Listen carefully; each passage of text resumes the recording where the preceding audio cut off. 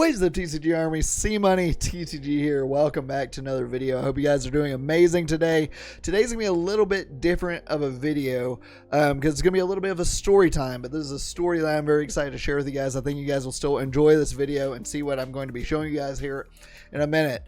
More specifically, this is my Pokemon card redemption story. We're going to get into that in just a minute, but before we do, please hit that subscribe button and that bell, guys. Help this video get to, we're on the road to 2,000 subscribers, which is kind of crazy. That is awesome. You guys have been absolutely amazing. So be sure you're hitting that subscribe button and that bell. We're hoping to have all kinds of crazy stuff come up this week. Maybe some BGS returns tomorrow, depending on the mail, basically. But please hit that subscribe button, that bell, hit that like button. Let's get this video to 30 or 40 likes. That helps me out a lot. Helps YouTube promote this. But yeah, so basically, my Pokemon card redemption story. Many of you know that I just passed my 1-year anniversary on YouTube. And basically my 1-year anniversary of getting back into this hobby a little bit. I've always been just this ginormous Pokemon fan my entire life. I've always played the games and just been, but I collected the cards as a kid, had a giant collection worth tons of money. My mom gave a lot of it away to a Make-A-Wish kid. She was in charge of doing Make-A-Wish Foundation, so at least they went to a good cause whenever I put them away for a long time, but it's still sad. I feel like everyone kind of has some kind of a story about losing their collection from when they were a kid. But a lot of mine got given to someone, and then when I was younger, so I lost a lot of my cards. I came back in 2016 with Evolutions for a little bit. Did it for about 2 or 3 months, then it got too expensive, and so I kind of put it to the side. Came back again in 17, I think, for kind of Guardians Rising era. I started watching Darium's around when the games came out, Sun and Moon. I went through Burning Shadows, basically Sun and Moon base, Guardians Rising, and Burning Shadows, and then it got too expensive for me. I was just working part-time. I didn't have money to keep up with the hobby, so I kind of stopped. I had to make myself stop because I was spending too much money. And now, here we are, several years later. I am back, and I'm stronger, better than ever. I'm not going anywhere. I love this hobby so much. I've added so much to my collection and really dove full on into this hobby and investing in packs and all kinds of stuff over the last year. But what actually brought me back to that was, one, Hidden Fates in a way, but what drew me to Hidden Fates is I was actually, we found one of my old binders from when I was a kid. My mom and I were cleaning out my closet. My mom found a binder. She's like, hey, there are Pokemon cards in here from when you were a kid. Do you want to look? And she handed me that binder, and there was a base set 2 Charizard. There was like pre-release Aerodactyl, several holos, Alakazam. It wasn't my big binder. I said that one got given away with I had a binder with all my Charizards, Blaine's Charizard, Dark Blastoise, base set Charizard, Mewtwo, all the base set holos, all my big boys got given away. But specifically in that binder was a first edition Neo Genesis Lugia that I pulled myself as a kid. I actually remember pulling that card. So I was just kind of looking at it. I didn't really have much intent of getting back into the hobby. But finding that binder made me start kind of looking at cards, seeing if it was still around, obviously, and that drew me to find Hidden Fates. And that, man, I was like, which drew me to watching more Leonhardt videos and Darium's videos, and watching both those 2 channels specifically made me say, I want to try to do this, but I need kind of some money to start up. And I was like, well, I can probably sell some of these cards and actually kind of kickstart that YouTube journey. So I did. I started browsing around eBay, and I started listing cards. I started selling a ton of those holos and stuff. Terrible idea. This is me like not knowing what I was doing. Like, I had no clue what grading was. I didn't know what a PSA card was. I didn't know what a Beckett card was. I wish I still didn't know what a CGC card was. I'm kidding. Don't hate me, CGC people. But I didn't know anything about grading. I didn't know anything about values. The hobby hadn't really taken off, like nowhere near where it is now, or even where it was in the summer. So like, I mean, values were like a base set 2 Charizard. I sold that thing for $35. Like, that's where this was. Like, that's where the market was. I wasn't underselling myself. I was literally looking at eBay solds. So that leads me to the first edition Lugia. I listed that on eBay, and it sold within 30 minutes. I sold a first edition Neo Lugia, near mint first edition Neo Lugia. I'm going to try to find pictures and put them on the screen for you guys to see. This thing was near mint, had a few light hollow scratches, very light whitening, but it was near mint. It probably would have been a PSA like 8, 7 on a bad day. I sold that thing raw for $100 shipped. $100 on eBay. I took 10% fees, 13% fees if you count PayPal. So I basically made like $75 on my first edition Lugia. Fast forward exactly 1 year later, and that card is like over $1,000. If you grade it, if it would have graded an 8, it would have been like $1,800. A 9 would have been several thousands of dollars. A 7, still like $1,000. Like it's tragic, and I have regretted ever since I kind of got more educated, I guess, in this hobby. I have regretted that every day. If you're in my Discord, you've heard that story before. I have just regretted that sale, and I sold it for market. I didn't like undersell myself. Like, that genuinely was the market for that card back then. The hobby hadn't taken off where it is now. But I mean, if I would have known anything about what I know now, I would have obviously graded that thing, and it would have been a long-term investment. It would have been a big collection piece for me, never to leave type of thing. Like, that is a holy grail card. That card in a PSA 10 just sold for like $130,000 or something ridiculous like that. The second to only the first edition Charizard. Like, that's, I mean, obviously we got like Illustrator Pikachu. Forget those. We're like the main series cards. Like, it's first edition Charizard and then first edition Neo Lugia and then Blastoise right underneath that.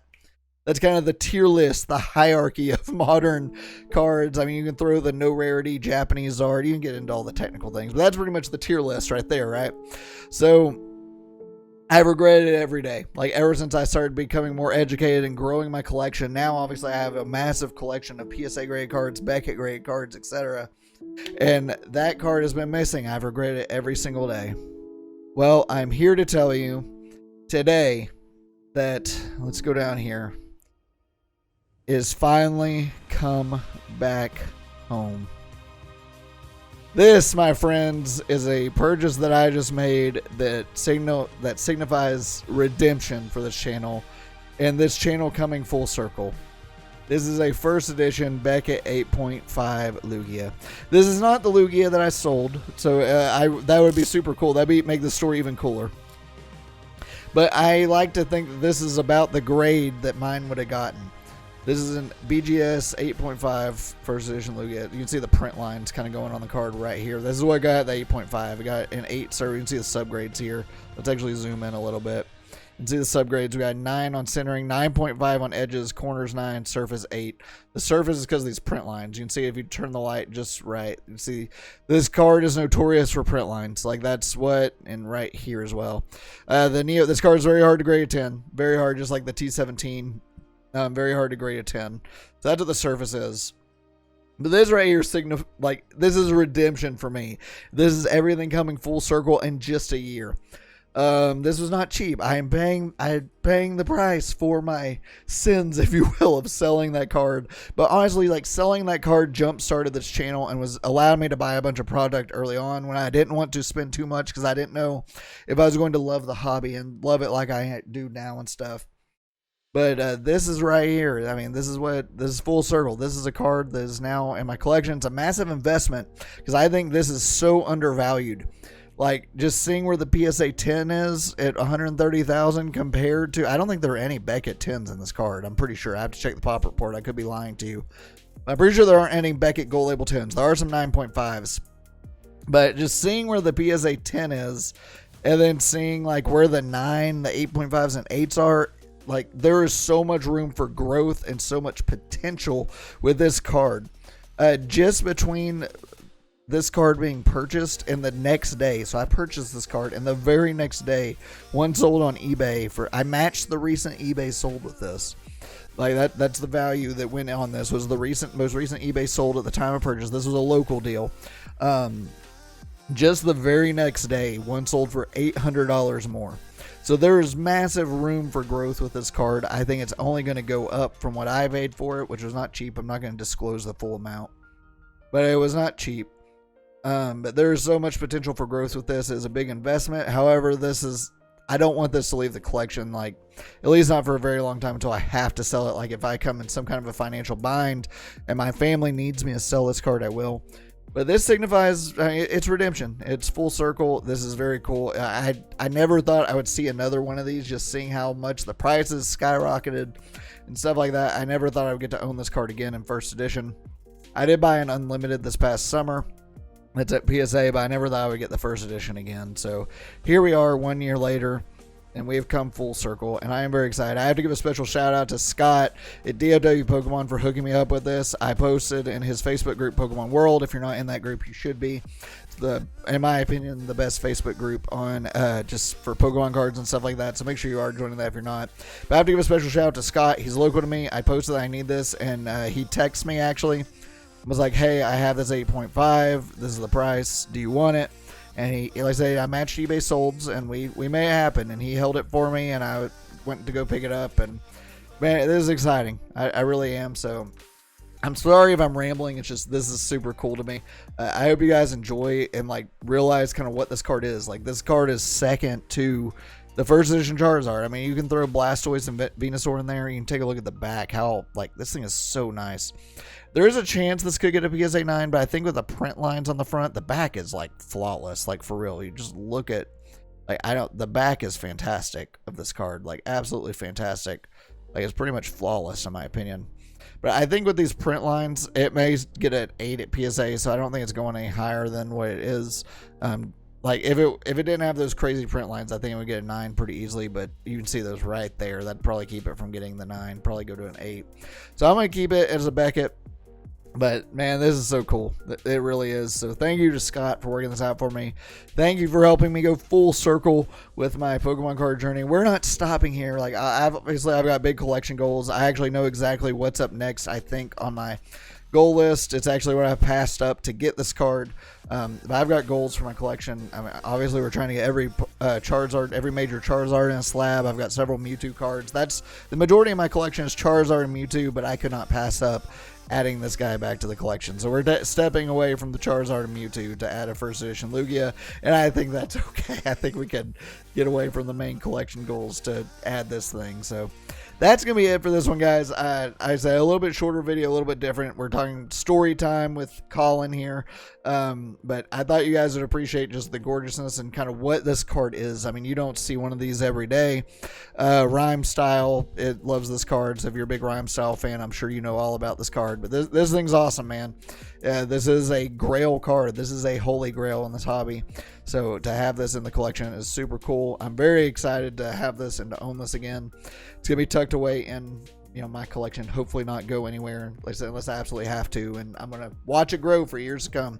So thank you guys so much for checking out this video. So I know it's a little bit different today. Hopefully we'll have Beckett returns tomorrow, which will be freaking awesome, so get ready for that. If we don't have Beckett returns tomorrow, if the mail doesn't deliver them or whatever, then there will be some kind of an opening, a good opening of some kind on the channel, and then we'll get Beckett returns next week, but hopefully they'll be tomorrow. So thank you guys so much for checking out this video. So hit that subscribe button and that bell, but get ready for the awesome Beckett returns, and I'll catch you guys on the next one. Later.